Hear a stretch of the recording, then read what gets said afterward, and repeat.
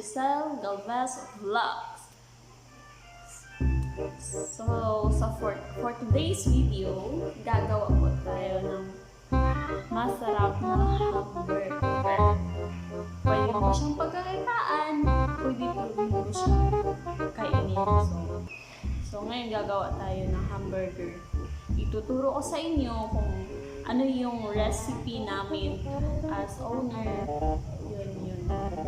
Ituturo ko paano namin ginagawa yung namin, yung hamburger na binibenta. So, before we start, pa-subscribe po muna ng channel ko and pa-notify na din po sa mga sa bell para notify po kayo sa mga videos na gagawin ko. So, tara na! Let's do it! So, ayan. Before tayo magsa-start, ipiprepare muna natin yung ating kakailanganin.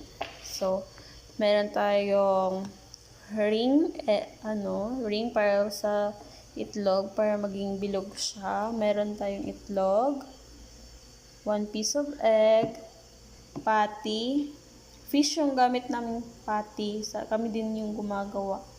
So, meron din tayong cheese. Ayan, cheese. Meron tayong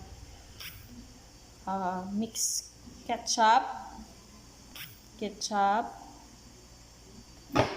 Lagayan natin yung saan natin ilalagay yung hamburger natin. Tsaka burger bun.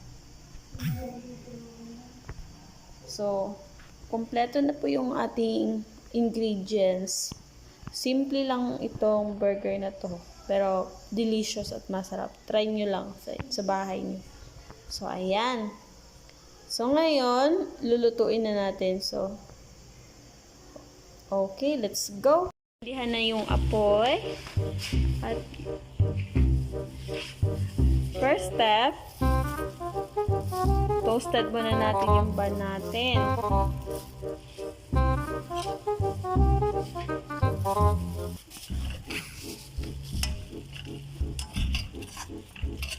Toast lang po natin.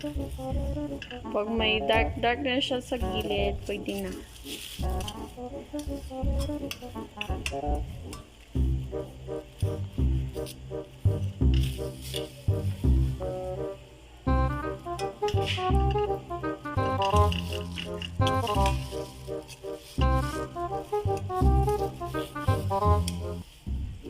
Ayan. So, hindi pa.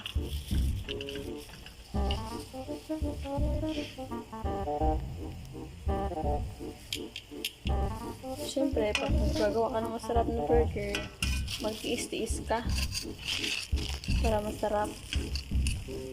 Yan.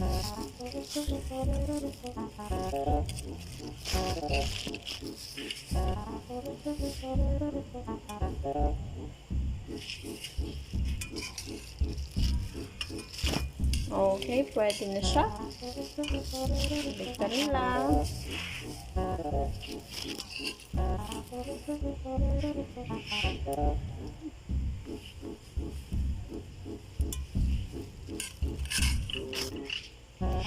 Okay.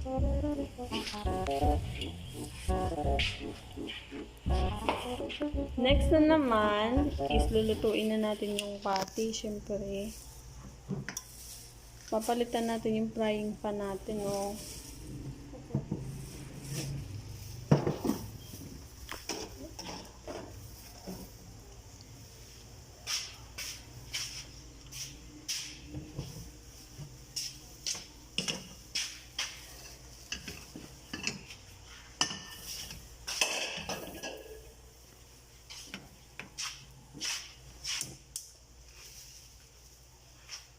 Ayan, bago na yung frying pan natin. So, second step, magano tayo ng oil. Priprituhin natin yung ating patty.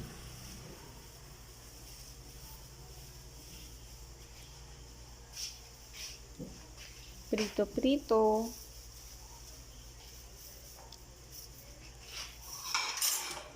Siyempre, prepare natin yung ating habang nag-init tayo ng oil. I-prepare natin yung ating burger. So, ito na. Lagyan natin siya ng mixed mayo.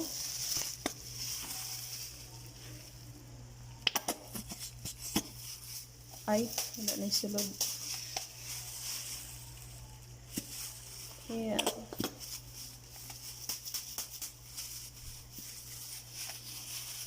Mixed mayo yan siya, guys.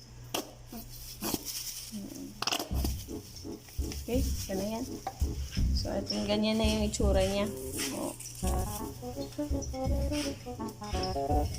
Okay, ganyan na.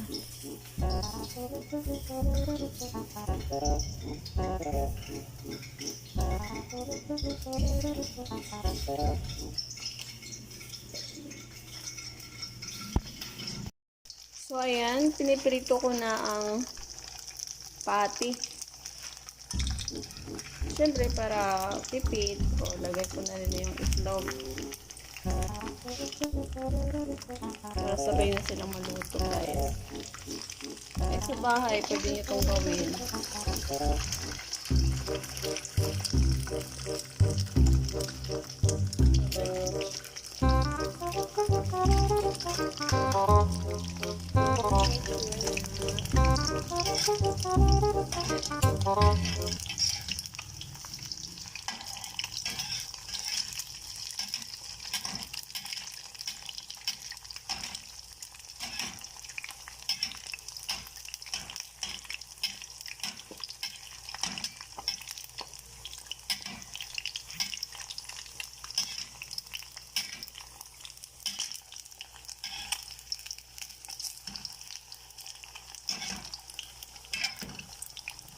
Siyempre, pag medyo crispy tsaka red type na yung ating patty, saka natin siya babalihin.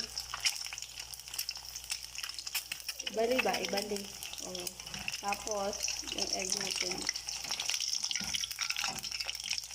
Ayun, ibali.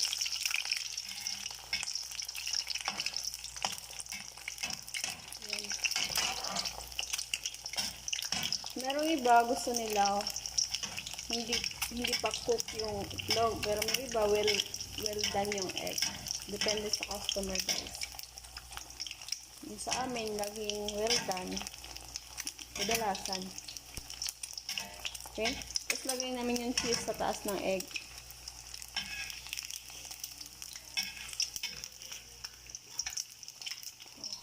Okay? Ayan, lagay mo na po dyan. Tapos yung cheese naman, okay, ilalagay namin sa taas ng itlog.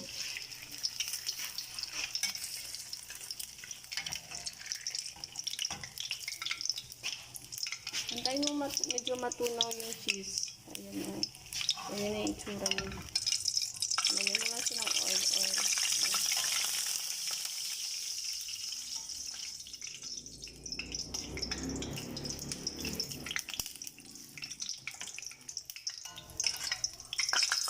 Ayan na, guys, ito na yung cheese natin. Ka-egg. Nilalagay na siya sa ating burger. Saka ulit lagyan ng ketchup.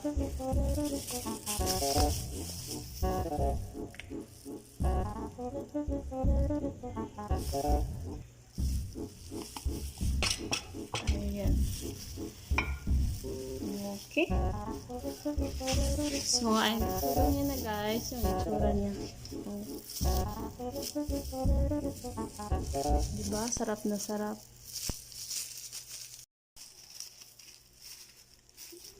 Ang last step po natin is, syempre, papackaging na natin siya.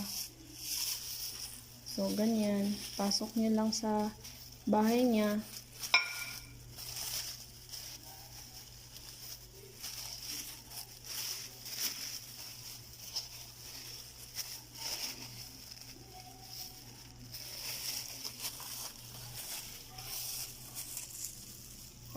Okay.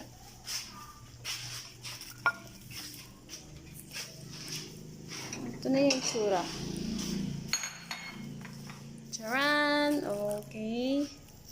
Ito na siya. Bibenta na namin siya ng 50 pesos, guys. Mabinta po siya. Yan lang. So, I hope na meron po kayong natutunan sa channel na ito. So, ayan. Kinakain. Yummy.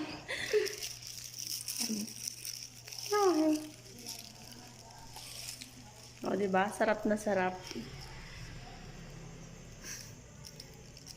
So, yun lang guys. So, sana may natutunan kayo sa video na to. And thank you so much for watching. And see ya for my next vlog. Bye.